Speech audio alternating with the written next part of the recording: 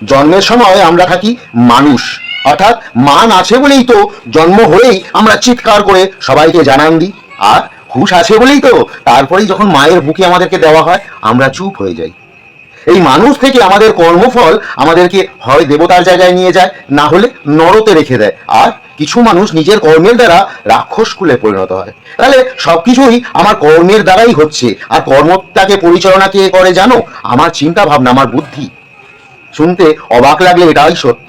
আচ্ছা, শব্দ কত জোরে যায়, কিন্তু তার থেকেও জোরে যায় হচ্ছে আলো। আলোর গতিবেগ অনেক বেশি, তার থেকেও আমাদের চিন্তা ভাবনার গতিবেগ আরো বেশি। ভেবে দেখো তো, এক মুহূর্তে আমরা এই গ্রহ নক্ষত্র ছেড়ে গ্যালাক্সিতে পৌঁছে যেতে পারি, আবার ব্ল্যাক হোলেও পৌঁছে যেতে পারি কয়েক সেকেন্ড, কয়েক মুহূর্তের মধ্যে। তাহলে আমাদের চিন্তা ভাবনার পরিধিটা দেখো। আমাদের এই চিন্তা ভাবনার পরিধি ব্যক্ত বলেই তো আমরা পারমাণবিক বোমা, হাইপারসনিক মিসাইল, রকেট, চাঁদে পৌঁছে গেছি। অর্থাৎ সবকিছুই আমার এই চিন্তা ভাবনা দ্বারা নির্ধারিত।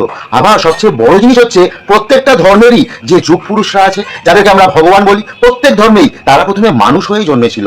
মানুষ থেকে তারা দেবতা হিসেবে পরিচিত হয়েছে। অর্থাৎ মানুষই পারে চাইলে দেবতার জায়গায় যেতে, মানুষই পারে নিজেকে রাক্ষস কুলে নামিয়ে নিয়ে যেতে। কিভাবে?